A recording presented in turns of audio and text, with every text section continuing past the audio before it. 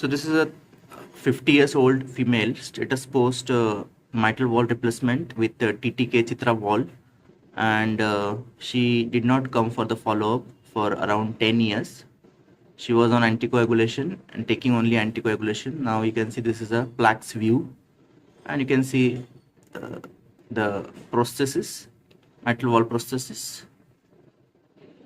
The LA size is almost 68 and the aorta is 29. In this color interrogation, you can see there is a paravalvular leak and around moderate AR also. In this short view, parasternal short view, you can see the contraction. There is a very minimal contraction. Global hypokinesia of this LV is there. There's again very minimal contractions is there because she was not taking medications. Only she was on warfarin and she was not taking any other medications for that.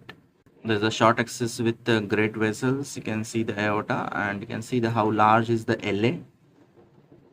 This comes a 4-chamber view and you can see the prosthetic wall is there, leaflet movement is there.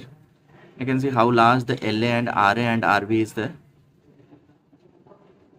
The TAPSE was 17 mm. There's a right RV dysfunction also. And you can see how large the RA and LA is. How severe TR is there. So even she has a TV repair at the time of MVR, but you can see there's a severe tricuspid regurgitation also with a gradient of 64 mm of Hg. Mitral valve gradient, it is around 5 mm of Hg. 2-chamber view. You can see the movement of the mitral valve prosthesis. Again, 2-chamber view with the color interrogation. There's a paravalvular leak. Again, in this plaques view, you can see the movement of the leaflet. There's no any vegetation.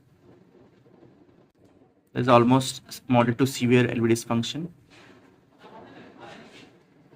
So this was the patient status post mitral valve replacement with TV annuloplasty, and she didn't have any follow-up, and now after 10 years almost around, she has come with lower limb swelling and shortness of breath class 3 since almost 1 month.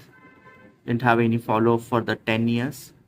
Now she has on echo, she has a severe moderate to severe LV systolic dysfunction with moderate AR, with paravalvular leak, and with severe TR and severe pulmonary arterial hypertension. So this patient now needs the TV repair and other medications.